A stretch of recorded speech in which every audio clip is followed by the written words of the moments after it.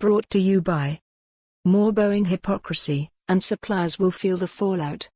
The new vice president of Boeing's commercial airline, Stanley Deal, who built his reputation on, among other things, squeezing supplier margins.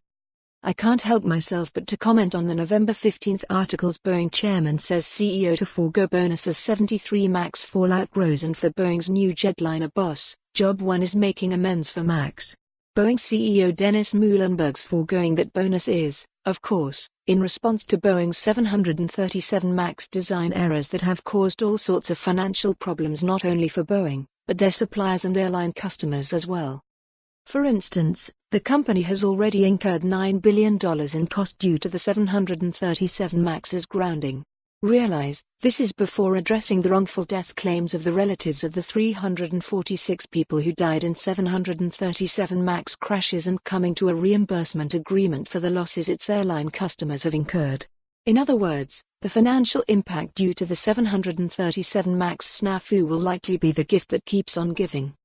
But back to Muilenburg's offer to forego his 2019 bonus. For reference sake, let's look at his 2018 compensation. $23,392,187 in total compensation, made up of $1,700,000 in salary, $13,076,350 in bonus, $7,330,916 in stock, $1,284,921 in other types of compensation. Assuming that 2019 compensation would be similar to that of 2018, Muilenburg will be giving up 50% to 60% of his pay for this year. At first this may seem to be an impressive sacrifice, but I suspect he'll be able to scrimp by on the remaining $10 million or so he will still get.